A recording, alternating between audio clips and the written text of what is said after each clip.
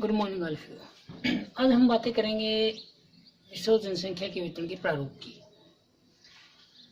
ये +2 का ज्योग्राफी का दूसरा लेसन है, पहले पार्ट का। शुरू से हम रिवाइज कर रहे हैं इसको दोबारा से। विश्व में जनसंख्या वितरण के प्रारूप की व्याख्या कीजिए। 5 नंबर का प्रश्न पूछा जाता है। विश्व के जनसंख्या वितरण के प्रारूप से हमें जनसंख्या के जनांकीय जो विशेषताएं हैं उनको समझने में मदद मिलती है। जनसंख्या के वितरण से मतलब है कि भूपृष्ठ पर जनसंख्या किस प्रकार से वितरित है, लोग किस प्रकार से वितरित है भूपृष्ठ पर। विश्व के जनसंख्या के वितरण के प्रारूप की सबसे बड़ी विशेषता है इसमें असमानता। वितरण जो है वो असमान रूप से वितरित, जनसंख्या जो है वो असमान रूप से वितरित है, चाहे वो अक्षांशों के अनुसार हो, देशों के अनुसार हो, विकसित और विकासशील क्षेत्रों के अनुसार हो। 2011 में विश्व की जो जनसंख्या थी वो 698.6 करोड़ थी। इसमें अत्यधिक क्षेत्रीय भिन्नताएं हमें देखने को मिलती हैं। विश्व की 90% जनसंख्या वो 10% भूभाग पर रहती है, या यूँ कहें कि विश्व की आधी जनसंख्या 50% जो पॉपुलेशन है वो 5% से भी कम भूभाग पर रहती है। एक और तरीके से हम इसकी जो भिन्नता है जनसंख्या के वितरण वो समझ सकते हैं कि विश्व की 90% जो जनसंख्या वो उत्तरी गोलार्ध में पाई जाती है। हमें 11वीं क्लास में पढ़ा था कि उत्तरी गोलार्ध जो है उसको स्थलीय गोलार्ध भी कहा जाता है, क्योंकि स्थल भूभाग उसमें ज़्यादा है और जनसंख्या अनुकूल स्थानों पर रहती है, स्थलीय भाग पर ही रहेगी। तो 90% जनसंख्या विश्व की उत्तरी गोलार्ध में है और 10% जनसंख्या दक्षिण गोलार्ध में पाई जाती है। अगर हम अक्षांशों के आधार पर वितरण देखें जनसंख्या का, तो विश्व की जो जनसंख्या है वो 0 से 20 डिग्री उत्तरी अक्षांशों में 10% निवास करती है एशिया महाद्वीप पे। 20 डिग्री से 40 डिग्री उत्तरी अक्षांश में अगर देखें तो 50% से अधिक जनसंख्या पुनः एशिया महाद्वीप में निवास करती है। 40 से 60 के बीच में अगर हम देखें तो यूरोप महाद्वीप में मुख्यतः 30% जनसंख्या विश्व की रहती है। इस बात को हम यूं भी कह सकते हैं कि 0 से 40 डिग्री उत्तरी अक्षांश के बीच में एशिया महाद्वीप में लगभग 60% के लगभग जनसंख्या निवास करती है। दूसरे तरीके से कहें कि विश्व की 80% से अधिक जनसंख्या 50 से अधिक एशिया महाद्वीप में और 30% यूरोप में। 80% से अधिक जनसंख्या 20 से 60 डिग्री उत्तरी अक्षांश में निवास करती है। 60 डिग्री से ऊपर की बात करें तो विश्व की 1% जनसंख्या वहां पर निवास करती है। दूसरा तरीका है विकसित क्षेत्रों और विकासशील क्षेत्रों के अनुसार जनसंख्या का वितरण कैसा है। इसमें भी काफी असमानताएं पाई जाती हैं। विश्व के जो विकासशील क्षेत्र हैं उसमें लगभग 80%, 79%, 3/4 से भी अधिक जनसंख्या निवास करती है विकासशील क्षेत्रों में।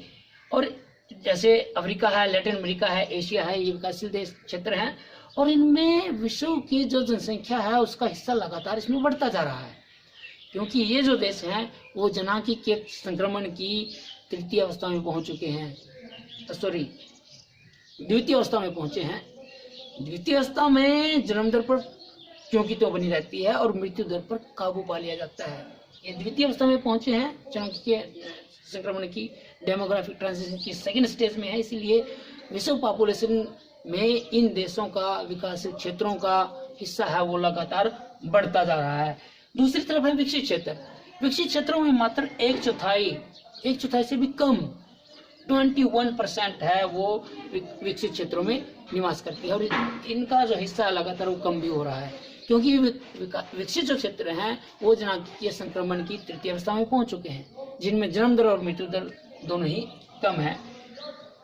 एशिया महाद्वीप में विकासशील जो क्षेत्र हैं, एशिया महाद्वीप, इसमें विश्व की 416.6 करोड़ जनसंख्या रहती है। 59.7% जनसंख्या पूरे विश्व की एशिया में रहती है। अफ्रीका में 103.3 करोड़, दक्षिणी अमेरिका में 39.6 करोड़। दूसरी तरफ है विकसित क्षेत्र, उत्तरी अमेरिका में 58.8 करोड़, यूरोप में 73.2 करोड़, ओशनिया जिसमें ऑस्ट्रेलिया न्यूजीलैंड शामिल है 3.7 करोड़ जनसंख्या निवास करती है और अंटार्कटिका में विश्व की 0.0 करोड़ जनसंख्या, क्योंकि ठंडे क्षेत्र हैं, -7 टेम्परेचर रहते हैं, तीसरा तरीका है देशों के अनुसार विश्व वितरण।